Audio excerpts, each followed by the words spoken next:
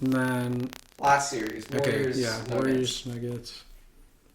I mean, we're gonna have some bias as homers for the Warriors, but I feel pretty confident in the Warriors' ability to get this one done.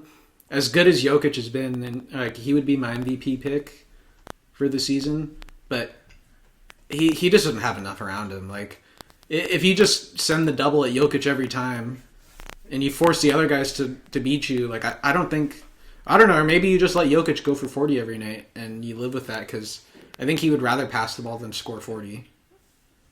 He will score 40 if you let him. Yeah. Maybe it tires him out a little bit. Yeah, I think that's the thing, is you just force him to do everything. Why do the way you tire him out is to attack him defensively. And I think we can do that, because Steph, Poole, and Clay are all very comfortable shooting off screens. Yep. Yeah. They're probably they're the best in the business at it. Yeah, if you're just forcing him to close out constantly, that'll tire him. Well, he can't close out. They have to play drop. They're going to drop. They have to play drop. So then you're putting a ton of responsibility onto Barton or like Monty Morris or Austin Oak, whoever it is that's getting caught in that. Whoever's guarding Steph, Poole, or Clay, or anyone that they're running through the pick and roll is going to have to essentially play 1-on-2. Yeah. So I think it's going to be really tough. And yeah, as good as Jokic is, I just can't see him being able to do enough to beat the Warriors. Because the Warriors they look like they're peaking at the right time, right? Like Clay's starting to look like himself. They're getting Steph back for game 1, most likely. Draymond looks like he's back to normal after like a couple pretty rough weeks for him. Like he looks like he's feeling out. He's got his wind back. Like he feels like he's like back to being Draymond Green. Still a little chubbier than you'd like him to be in the playoffs, but I think that he'll get more in better shape as it goes on. I think so too. And then Andrew Wiggins has looked a lot better the past week or two. Like Iguodala's healthy. Otto Porter's just been steady the whole season. Yeah, and then obviously the ascension of Jordan Poole. Like he's really turned himself into a star. Like he's going to be towards the top of the scouting report for any team they play against. Yeah. So they've gotten healthy at the right time, and a lot of the best players have started playing better to close the year. Yeah, so everything is kind of culminating perfectly for the Warriors and what you would hope will be a deep playoff run. Yeah. But yeah, so I mean, if I were going to make a prediction for the series, I think I'm going to go Warriors in 5. No Warriors in. I feel like if I say 5, it's going to go 6. So you want to say 6? Yes, I want to say 6 so that it ends up being But if 5. you say 6, does it go 7? It is the Nuggets. They like going 7. They do like going 7. Although their last couple playoff losses haven't been particularly... They haven't been very competitive in their last couple losses, but they were also kind of outmatched against Phoenix last year. Yeah. I feel like we present some similar issues, and then Looney and Draymond have done pretty well on Jokic. Like, history's shown that those two have defended Jokic pretty well. Yeah. I just think Denver does not have the firepower. I mean, if the Warriors can get back to the defensive form they were earlier in the season, I just don't think they have enough firepower to get through that. Mm-hmm. Although... And for a 7-game series... Although, Monte Morris and Will Barton, for some reason, just, kill the Warriors. That's true. I swear, Morris averaged, 18 a game against the Warriors this year, and then Will Barton has always killed the Warriors. Yeah. Something about those two.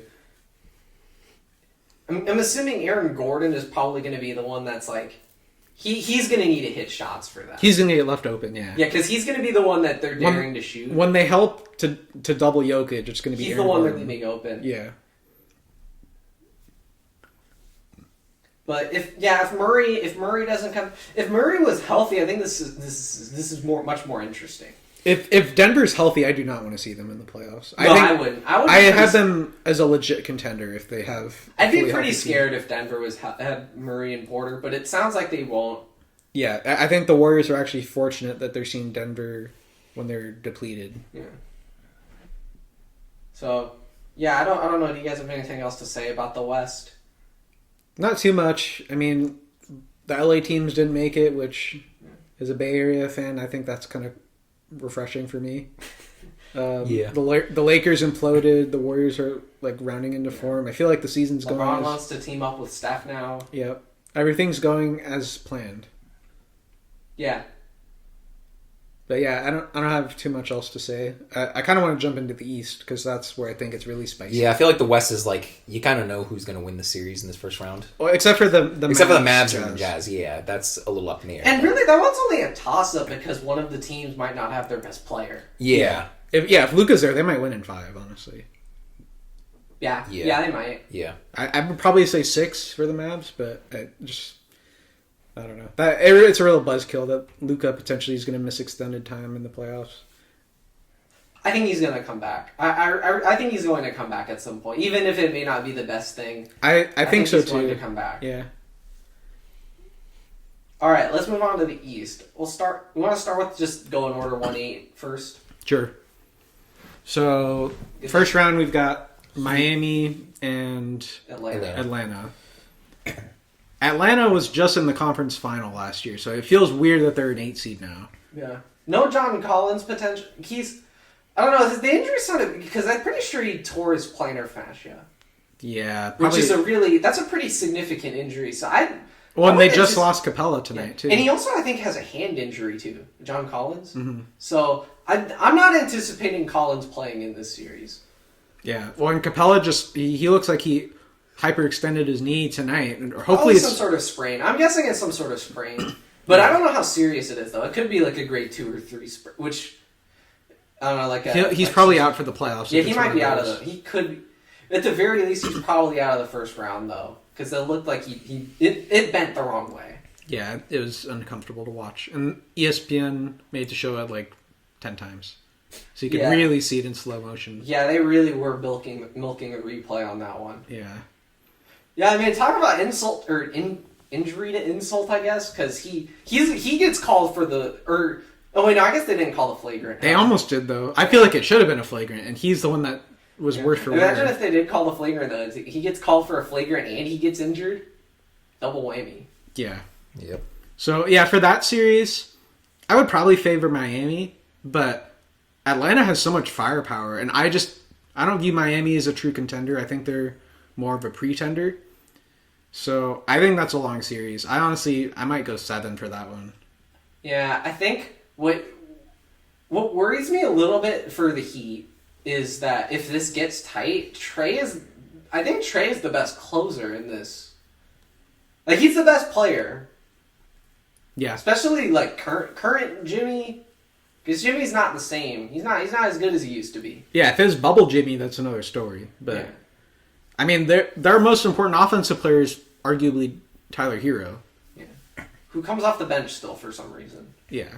I think it was just so he could win the award, honestly. Maybe he'll start in the playoffs. They might. Oh, didn't they do that with Dragic a couple years ago? Mm-hmm. Dragic came off the bench in the regular season. Yeah. And then in the bubble, they decided to start him. I mean, I guess the Warriors have done that in the past, too. Iguodala. But that's more to preserve Iguodala. Tyler Hero's and Draymond, so they don't have to play small. Yeah. Tyler Hero, they can just bench Robinson. And he's like, what, 23? Like, he's got fresh... Like, he's young. Yeah. And he's still playing, he still plays, 34 minutes. It seems kind of weird. It's a little weird. But, yeah, so I think I might slightly favor Miami. I would probably go 7 in favor of Miami. But I think it's a tough one to call. I think if you're going to predict a 1-8 upset, there's a decent chance that could that's because you're not going to predict Phoenix to lose in the first round. So it's not to the Pelicans, at least. Yeah. Maybe if the Clippers made it and Kawhi and Paul George get healthy, then that's scary. But yeah, who knows? Maybe Zion comes back and just disrupts everything. Yeah, I'm not anticipating that though. I'm not either. Yeah, this is interesting though, because the Hawks are definitely the bigger team. They're the more athletic team. Yeah. I think they just have more weapons, honestly. They just have more weapons. I think that Miami's better defensively. They're just more disciplined, I think. They're much better defensively. The Hawks are pretty bad defensively from what I've seen. They've looked better, though. I think they've looked better in these play-in games. I think they've looked better. They have looked better. But Miami is elite defensively. Mm-hmm. I think I trust the defense of Miami. I don't trust the offense. Yeah. Yeah. Because they've got a lot of good defenders on that team. Like, they're able to get contributions from, Max Strus. I didn't even know he defends. But, he's actually a pretty solid defender in the Miami system. So I mean, they just don't have enough shot creators on the team. Yeah, that's the problem. Is that I mean, it's Jimmy and Hero. Yeah. But if Jimmy's not going to look like Lowry a little bit. Yeah. He's like he'll hit like the midi sometimes. It's not like it's not the great offense though. The Bam ISOs isn't great. Honestly, I think for Miami to kind of unlock their potential offensively, I think Lowry needs to be more assertive. I think he's too passive. And he's trying to get other guys involved, but I think he needs to look to score more. I wonder what Oladipo is going to look like in the playoffs. Because he had the 40-point game at the end of the season. This always happens at the end of the year. You always get a bunch of random guys just like scoring 30 or 40 points. That just would never do that normally because guys aren't playing as hard. Yeah, Oladipo is the X factor for sure. If he can get close to what he used to look like in Indiana, then Miami's a scary team. Because he can really juice up the offense if he's able to get... He's not going to look like Indiana Oladipo. But if he could get even like somewhat close to that, that's a big boost. Yeah. Because they're relying a lot on guys who, to their credit, they've looked good this season. But I don't know how much I would trust guys like Gabe Vincent or Yurtsevin or Max Strus or like Duncan Robinson. Like Duncan's looked better recently. But the shots come back around to normal. But if you could rely on someone like Oladipo, I think that changes things. So I'll ultimately favor Miami for the first round against Atlanta, but I have them going out in the second round. Miami in 7. I'll go Miami in 7. I think that's kind of fair. tough to predict an 8 seed winning a series. Especially in less than 7 games. Yeah. That'd be crazy if you won in like 6. Yeah. Like I think it's kind of tough to predict that. I don't know if I want to be that bold and say that the Hawks are going to win the series, but I think it's definitely going to be an interesting one. Yeah, I think so too. So I'll go Heat still though. Yeah, I agree. I think it's close, but I'll probably favor the Heat slightly. Yeah, I think they lose in the second round. Well, do you think they lose to the Raptors? Or if the Raptors were to win? Should we do that one now? Yeah, we can do that since that would be the second matchup. Raptors Sixers. That's a tough one because I've heard such varying opinions about it. Like, I think it was Shaq who said the Sixers are going to sweep the Raptors. Yeah. And then other people think the Raptors are going to win. I think it's a close series for sure. I think the Raptors cause a lot of matchup problems. I think Harden struggles against the Raptors. Well, they've got a lot of length and athleticism, so and a lot of wing defenders too. Yeah, they have a ton of guys they could throw at him. A lot of good. And this is probably like his worst season of his career, or not of his career, but like since his MVP days and stuff. Yeah, and I think ultimately in the playoffs it comes down to you need to have a closer, a guy that can go just get you a bucket. The Raptors don't have that to me. Yeah. They've got a lot of really good players, but they don't have one guy who it's like, okay, I need a bucket. Like Fred VanVleet's gonna go get that. Like I just don't see it.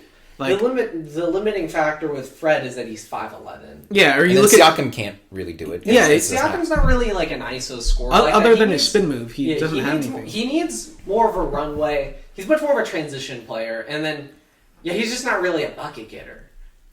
Yeah, so I'm gonna favor Philly, but I have a lot of concerns with Philly. I do not think the Harden fit has looked very good. The first 3 games that Harden was there. Of course, there's a honeymoon phase, and everyone's proclaiming them as the favorites to win the title. The next Shaq and Kobe, apparently. Yeah, which was like ridiculous to me because we know that Harden's got a history of choking when it matters. So I don't know. I don't feel good about that team. I'll say they win, but again, I think I might go 7, and I'll have Philly winning that. I think if it goes 7, I have to favor Philly because they have Embiid as like a. Although Embiid has looked kind of shaky at times as a closer. Yeah. And, like, we know Harden shrivels in the moment. Well, and one other thing that you do have to mention is that Matisse Thybulle isn't eligible to play in Toronto because of his unvaccinated status. So that's a guy that you would potentially be throwing at pretty much the entire Toronto roster because they're all wings.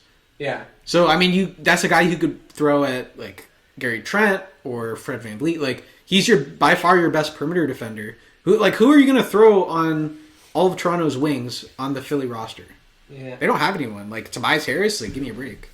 Yeah, I don't really like Philly's roster. No. I don't like the way it's... Cause it felt like they needed more depth when they had... Before they had traded Ben. and they decided to consolidate 2 of their best role players to go get a guy who has not looked good for them. Yeah. Should they have traded for CJ? Because CJ's been really good for the Pelicans. I mean, he just got them he helped them get to the playoffs. Yeah, I think that would be He would have interesting. cost you less for sure. Like, you might have been able to keep one of Drummond or Curry. And Portland would have been interested in that trade. Yeah. Getting Ben. Yeah, I mean, they would have done that, no question. Like, Yeah. if it's a tanking season anyway, you get a guy that fits perfectly with Dame. Yeah, I mean, they've been wanting Draymond. Ben is I mean, you don't get a lot of the intangibles, but in terms of, like, the defensive versatility and then, like, as a release valve for, like...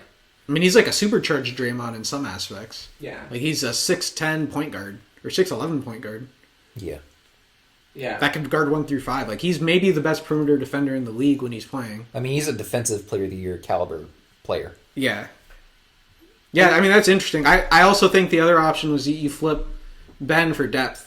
Like, maybe you could have got Harrison Barnes and Buddy Hield from the Kings. I might have preferred having Halliburton. They could have got Halliburton. Yeah. Halliburton was on the table, wasn't he? Wasn't, like, Halliburton and Hield an option? If I you're might have gonna, taken that. If you're going to trade Halliburton for Sabonis, you damn well better do it for Ben Simmons. Yeah. They would have gotten off of Harris, too, I think. Yeah. Oh, yeah, they would have. Wait, wasn't it like, it was Halliburton, Barnes, and Hield, right? Yeah. I would have done that. I'm going to just say, I would have taken that over Harden. That's so much depth, so much shooting. Yeah. And you still get to keep Seth, and you get to keep Drummond. Yeah. So it's like... Yeah. That's how low I am on Harden. That's... All of a sudden, you're trying to narrow down your rotation. Mm-hmm. Like, the Sixers right now, it's like, shoot, we don't have enough guys who could actually play playoff minutes. Yeah, because I don't know who do you trust on that team? Because like, I'm iffy on all of them in some way. Like, I'm iffy on Tobias. Like, obviously, Tobias is going to play, but I'm not a huge Tobias fan. Danny Green, he's either, like, 5 for 7 or he's 0 for 9. Yeah. And we talked about Matisse. He's only going to play half the games, and then he's a complete non-factor offensively. Yeah, so you need him defensively. Shake Milton's the opposite, where it's like all he can give you is offense, but he's kind of a black hole. He didn't really give the ball back. And he's not really a defender. And he's not a defender, so... Maxey, I think, obviously, I like Maxey. Maxey is nice. You're putting a lot of responsibility on him. Like, you might need him to do a lot in a series. And then, you got, like, Korkmaz. Like, he's a good shooter, but he doesn't really give you anything else. Niang is a big shooter, but he's limited athletically. I don't know. The Raptors are so much more athletic than the Sixers. Yeah. I just think, ultimately, the star power of the Sixers will get them over the hump, but I think it's going to be very labored and difficult to do it. Do you think they get to the Eastern Conference Finals, or do you think they get knocked out? The Sixers? Yeah. I think they can beat the Heat. I think if they can get to a matchup with the Heat, they win that, and then they just get demolished in the conference final. I think the Bucks probably wax them in like 5. Okay. Oh, I guess we're kind of spoiling our next pick, huh? Yeah, I guess so. Not that that's a surprise. Well, it is a little bit, depending on how high you are in Brooklyn. Yeah, but for... Oh, and Boston. Yeah, but for the Bucks and the Bulls, though, I think the Bucks are going to whip out the brooms. Yeah. Part of me kind of wants to give the Bulls one game, but even that I'm kind of hesitant. I'm going to give the Bulls the benefit of the doubt. They've dealt with a lot of injuries this season. They're not getting Lonzo back, but they got Caruso back. They got Patrick Williams back. So, like, they are getting some of their guys. DeMar's going to hit a game winner, but then they're going to lose in 5. Yeah, I feel like the Bucks are, like, the worst matchup possible for the Bulls is the problem. I don't know how they deal with Giannis. Like, Patrick Williams is going to have to go claw mode and just Vucevic turn into Kawhi. Vucevic isn't going to stop him. I mean, he's not even going to play this series. I suppose you could say that about every team, right? That, like, what do you do with Giannis? I think it's magnified with the Bulls because I think they have even less options. Well, the Bulls coming into the season, the concern with them was the defense, and they actually were pleasantly. It was a pleasant surprise how good they were defensively. But it was all on based on their perimeter defenders. It was Lonzo and Caruso. Yeah, were carrying the defense. One of those two guys isn't coming back, and those guys aren't guarding Giannis. No, I mean it has to be Pat Williams, right? Who else do they throw at him? Yeah. The problem is that the Bulls are just kind of small. Like they're kind of small. They're not. They're athletic on the wings, but in the front court, their front court is slow and unathletic. Because Who do they have behind Vucevic? It's like Tristan Thompson, I guess, but he's kind of undersized. Yeah, like Tony Bradley or something. Do they have And Tony Bradley's a bum. Yeah. So, but I don't even know if Vucevic can play. He's going to get just destroyed in that series. I do think Vucevic could take advantage of the Bucks on the other end because Brook plays a drop, right? Mm-hmm. And Vooch likes to pick and pop, so he'll probably get some open threes out. I don't know if it's going to be worth it though. I don't know if the offense will be worth it. Vooch needs to hit a lot. Would need to hit a lot of threes. The problem is that if the Bucks go small and Giannis is at the 5, there is nothing that Vucevic can do. He's going to get absolutely obliterated in the pick and roll. Yeah, it's just I don't know. I think it's going to be a really tough matchup for Vucevic. But yeah, if he can give you enough offensively, if he's hitting shots, which he hasn't really done this season, but if he can, or if he can be like a hub of your offense and you can kind of pass out through him, then maybe he can stay on the court. But the other problem is I don't know what your other options are if you don't play Vucevic. Like, can you play small? I don't think they have the guys to play small. And so you have to play a big out there, and they don't really have any other options. Well, they can play small, but the problem is they're really small. Yeah, they're too small. You can't play against the Bucks when you're that small. Their small options are like they play Derek Jones at the 5, yeah, and Pat Williams at the 5. I think Pat Williams is maybe a little more feasible, but Derek Jones at the 5 because he's like 6'6", maybe, but he's like super thin. And then the Bucks have really good guys to throw at the Bulls stars, right? Like, you put Drew on Zach LaVine, that's as good of a guy as Wes you could put on. Wes Matthews as well as Wes Matthews. Defender. Like, even Middleton's not known for being like a lockdown defender, but he's still a solid defender. He's tall and he's got long arms. Like, you could put him on DeRozan because DeRozan's not going to beat you with his first step. He's going to get you in the post and try to fade. Yeah. So it's like, you throw a big, long wing at him, like, it's at least going to slow him down a little bit. So, yeah, I'll give the Bulls 1, but I got the Bucks winning in 5. Yeah, I don't think it's going to be a particularly close series. They might get one. Yeah. They might get one game, but... It's hard to say a sweep, because a sweep is... That's hard to do. And the Bulls aren't a bad team. It's not a good matchup for them, though, and they're not fully healthy. But, yeah, I'll say 5. I feel like generally the quality of the lower-seeded playoff teams has kind of improved in the last few years.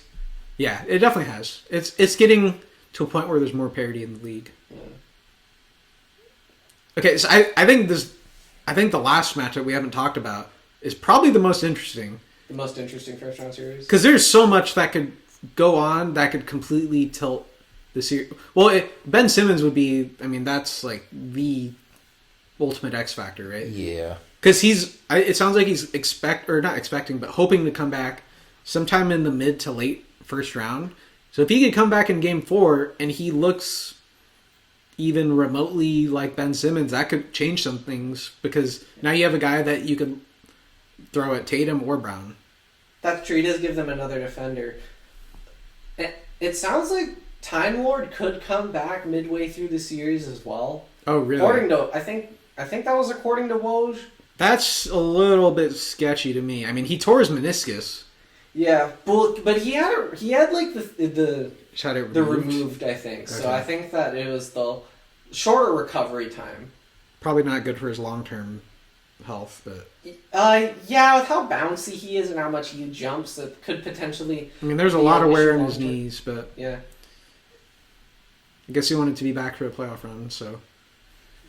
But this is a tough series to call because there's star power both ways. I think Brooklyn... They've got the better stars, I think. Yeah, Brooklyn's got the better stars. Like, I think KD's probably the best player in the league right now. Like, I think you can make an argument between him and Giannis, but when KD's going, there's nothing you can do. You could send a quadruple team at him and he's still scoring. Yeah. And honestly, you could say the same with Kyrie. Like, I still remember that finals against the Warriors where the Warriors were literally sending 4 guys at him and he just danced through them. It was like, I've never seen something like that before. Ramadan Kyrie is also a different beast. 12 shots in a row against the Cavs. Yeah. Yeah, so, I mean, Kyrie, yeah, especially he has that Ramadan buff. Yeah, I don't know I don't know where that... It's like, he's better because he's fasting. He's been enlightened, I don't know. Maybe it's the anti-vax buff, who knows. But yeah, that's a tough series to call. I would say that I probably would favor Boston just because they've got, again, they're kind of like the Raptors, but just better. They've got a ton of wings, like long athletic wings that they could throw at Brooklyn. Both teams are going to play small. Yeah. They have Boston is able to switch, right? Yeah. Like they can switch everything. I mean, they're the best switching team in the league by far. Yeah. Not having Robert Williams definitely hurts. Like he was the hub of that. Because he's the backline defender. Yeah, he just erased everything at the rim. And he could switch on to the perimeter. So like anytime someone does get beat, he erases it. That's why they're so good defensively. Yeah. And they had the personnel to stay in front of guys when they switch. Like they were just really well connected. Like they were on a string. They didn't ever mess up switches really. Yeah. I like that we get a little extra smoke with the Bruce Brown comments as well. Yeah. And then obviously Kyrie going against his former team. Like because Kyrie's going to want to prove that he made the right choice. And then Boston's going to want to say, no, you messed up. Like you had this team and you got to be the guy and you messed it up. And now we're going to knock you out. I don't think he would have been the guy. Maybe not. Once Maybe not. Tatum began. But regardless, he was on that team and he chose to leave because he just couldn't handle the adversity. I guess he's the second option in Brooklyn anyway, to be fair. Yeah. He just wanted to play with Durant. Which is funny because he always wanted to have his own team, right? That was why he left Cleveland. He didn't want to be in LeBron's shadow. So he goes to Boston, which in theory is the perfect situation. He's like, I don't really like Boston. I don't like clam chowder. I don't know. Hey, you know what? Maybe I'll just play under Durant's shadow. Yeah. Yeah, so it was a little weird. But yeah, I think there's some concerns about Brooklyn's depth for me. Like, Bruce Brown's been really impressive, I think, as of recent. Getting Drummond and Seth Curry, that was like two really nice acquisitions. Like you mentioned earlier, you're low on Harden. Like I'm also very low on Harden. I might say that Seth and Drummond's value is higher than Harden. Which I obviously I don't really mean that, but like they've been more productive than Harden recently, and that's not even factoring in Ben Simmons or the 2 picks they got. So I think getting those 2 guys as role players, that was huge because depth was a big issue, right? They don't have Joe Harris for the rest of the season. I still feel like they're kind of missing a wing. Yeah, because their whole team is just guards and bigs. They don't really have any wings. They're really small. Their guards are, yeah, but because their guards have to play at the wing. Their bigs are fine. But half the guys that they play are guards. Like Bruce Brown is their biggest guard. He's 6'4". Seth, Patty Mills, and Dragic are all 6 feet tall. Yeah. And none of them are particularly athletic or lengthy. So it's like against Boston, who everyone is like 6'6" to 6'10". Yeah. And like long arms, like they could all shoot. Like I just think that's a really tough matchup. I feel like it's going to be a bit of a challenge for those guys to contain.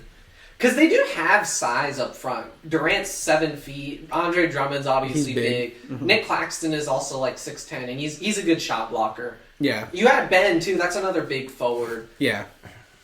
I think the series hinges on if Ben can come back, when he can come back, and what he looks like. Is he expected to come back in the playoffs? Or? It sounds like he's hopeful he'll come back in the first round. I think that was what Windhorse said. Yeah. Okay. It's between...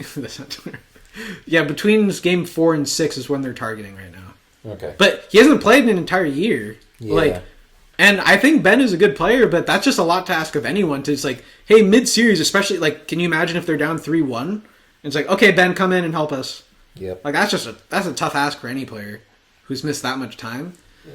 So, ultimately, to me, it's going to come down to Brooklyn Stars need to outdo all of Boston. Because they have more star power than Boston, but the depth of Boston is, so much better than Brooklyn to me. So, they need to make up the difference of the depth and also the star power, which it's not like Boston's lacking in it, right? Tatum and Brown are legit stars. Yeah. I think also the fact that the Celtics have, just better defensive options to throw at the net stars. Wait, did I say that? Celtics have better options to throw at the Nets. Yeah, okay, I said that right. You got it. That feels like it levels things a little bit in terms of the edge that the Nets have in terms of shot creation. Yeah, I think so too. I mean, if Kyrie or KD get going, no one's stopping them in the league. They're gonna go. But at the very least, the Celtics defenders can make it more difficult than whoever the Nets have guarding those guys. For sure, yeah. I don't know how you stop Tatum and Brown. KD's good defensively, but he can't be the only good defender out there. Like Bruce Brown's good, but he's only 6'4". He's just not big enough. So I don't know if he could really stop like a Jaylen Brown. And they might be closing games with Durant at center too. Yeah, they might have to, because you would assume that Boston probably goes small. They'll play Horford at the 5, but he's pretty switchable. Yeah, because they've been kind of going to that. They've been playing like that 3-guard lineup, and then they have like Brown and Durant as their quote unquote bigs. Yeah, it'll be really interesting because I would guess that Boston's closing lineup is going to be Derek White, Marcus Smart, Tatum and Brown, and then Horford. So again, it's a pretty small lineup, but it's much bigger than Brooklyn. Have they been starting Tice since Williams got hurt? Or I'm actually not sure. I haven't watched them since he got hurt. Maybe. That's the nice thing. Getting Tice means that they're not completely... Well, they would start Grant Williams, actually. Yeah, they could start... Grant Williams has been good for them, but... Yeah, the Tice pickup actually has turned out to be huge now that they haven't had Time Lord. Oh, Grant Williams, there's another guy you can throw at Durant. Yeah, he's just like chunky blobfish. Like, yeah. He's just going to be annoying at the very least. Yeah. Well, he's strong, right? He can kind of get into his body. I mean, PJ Tucker like. Yeah, he fits the PJ Tucker mold. He's a much better shooter than PJ. Like, he doesn't have to be in the corner. He can actually hit shots from other parts. But he also shoots 40% in the corner. Yeah. So, yeah, I think I would have to favor Boston in that series just because of the depth. But, I mean, Brooklyn's definitely going to go... They're going to go out fighting, so... I don't know. I feel like I'm calling a lot of 7-game series, so maybe some of these teams I'm giving them too much credit, like these lower seeds, but... Maybe. But I'll go Boston in 7. And maybe I just want to see 7 from that series, because how fun would it be to go 7 games... Kyrie goes back to Boston in a Game 7 environment. That'd be fun. Yeah. I'm going back and forth on this because in a long series, I kind of want to lean Boston because I think the Nets are too reliant on their stars. And I think eventually KD and Kyrie might get worn out from just all this usage. Yeah. Especially if Seth Curry is, like, he's on the bum ankle. So I don't know what they're going to get out of him. So that's because he's kind of their third option on offense. He's been really good this season, whether it was for Philly or Brooklyn. Like both teams needed him.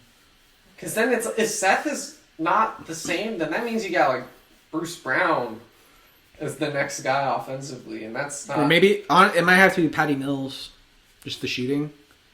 But it would probably be Bruce Brown because he's the guy where when he's out there, teams choose to leave him open. So they can double one of the 2 stars. Yeah, because that was basically what happened in the Cavs game. They were blitzing KD every time they did a screen, and Bruce Brown was sort of was running the short roll. He does a really good job in the short roll. Like his floater is nice, and he's a good passer. He's much better than I expected him to be. Yeah, at the same time, like he's not Draymond, right? I don't think you want him running the short roll quite as. And he's 6'4". He's just small. Yeah. He's just going to be limited. He's going to be smaller than pretty much everyone that Boston's going to have on the court outside of maybe Pritchard. He was making the floater. I don't know if you want that to be your whole No. That's not what you want your offense not to be. Not when you have Kevin Durant and Kyrie Irving on your team. That's a last resort thing, the Bruce Brown floater. Even if he's decent at it. I don't know what the percentage is actually. Maybe the percentage is actually really low, but it feels like he makes them a decent amount. It does. So yeah, Celtics. I think I'm going to lean Celtics. I think it'll be a good series. It'll be a good series. That's definitely the series of the first round for me. Just because of the storylines, and Brooklyn doesn't feel like a 7 seed. Yeah. Yeah, I mean, I think the only series that I think are going to be like snooze fests, the Suns, Pelicans, and then I think Bucks, Bulls. I think those are the 2 series where I'm like, I might not watch. Yeah. Depending on how Utah Dallas shakes up with Luka, that could also be a snooze fest. Yeah. Because if Luka's out that whole series, then I just don't want to watch it. Yeah. I feel like every year though, you've got like a couple like a series or 2 in the first round where you're just like, I'm not watching that. That's just not. Well, the thing is, I feel like in recent memory, I always feel like the first round is going to be better than it ends up being, and there always ends up being like one sweep or like a series that's just not interesting to watch. So it's going to be the same thing this year. Yeah. So at least one of these series that we're predicting is close isn't going to be close. Like probably maybe Miami just sweeps the Hawks. I don't know. Like that could happen. Maybe like one of these series doesn't go the way we expect it. Yeah. But I just don't know what it is because it feels like there's a lot of good competition in this first round. Did we predict any upsets? I don't know if we did. I think my top upset picks. I guess I'll say Jazz because of the and then I'm gonna say the they're Raptors. so close in the standings. Too. Yeah, that's true. They have the Mavs are a few games ahead, I guess. I guess they are. Actually, I'm gonna say the Raptors. The Raptors are my upset pick. I would go Raptors and Nets. Those would probably be Those two are the upset upset picks. Yeah. I'm trying to think who else. Yeah, those are probably the upset picks. I think Atlanta could be an interesting upset pick, but I'm not gonna go. I don't think that. I'm not gonna go with that one. Yeah. Yeah, I think we're just doing first round predictions. It's too hard to predict, like second round and predicting the whole thing because then the video becomes kind of out of date. Well, and then we're just guessing who's going to make it through the first round and then through the second round. So we'll be back once we've concluded the first round, and we'll probably do the same thing going through the semifinals.